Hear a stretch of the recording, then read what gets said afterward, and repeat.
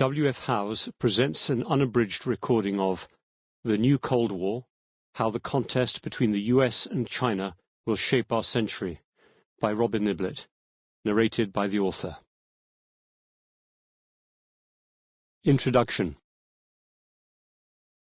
On 1st of February 2023, Chase Doak, editor of the Billings Gazette, was scanning the clear blue sky above Billings, Montana, when he spotted a strange white dot hanging there, stationary, like a daytime star.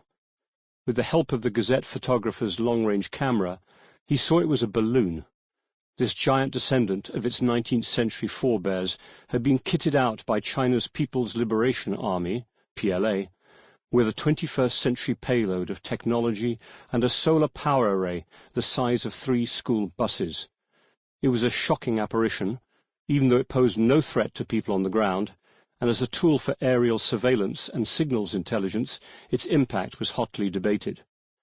Nevertheless, the sheer brazenness of its intrusion over the American Midwest, near silos of the country's arsenal of land-based intercontinental nuclear missiles, triggered a volcanic reaction in the U.S. Congress.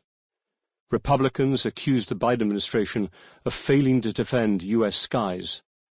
Democrats decried a deeply hostile act by America's communist rival, despite the likelihood that the balloon had simply veered off course. By 4th of February, once it had drifted over the South Carolina coast, President Biden ordered the slow-moving and defenseless intruder be shot down by an F-22 fighter capable of flying at nearly 2.5 times the speed of sound and hitting targets over 150 nautical miles away. The brutal mismatch of power provided a convenient distraction in Beijing from the embarrassment of the balloon's discovery.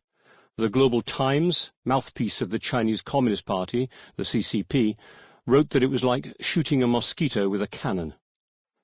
The balloon incident exposed for all the toxic state of U.S.-China relations and the deep anxieties on both sides. U.S. and Chinese governments have long engaged in aerial surveillance, but mostly through satellites in invisible geostationary orbit, or through equally invisible digital penetration of each other's databases and national security infrastructure. It took the balloon and the subsequent revelation that it was far from the first to traverse the U.S. and its allies in the Asia-Pacific to awaken U.S. citizens to the scale of the growing contest. It also served as a reminder of the ambiguities that riddle the relationship. Once the downed balloon was pulled to the surface off Myrtle Beach and the entrails of its payload dissected, they were found to contain U.S. dual-use chips and other... Sample complete. Ready to continue?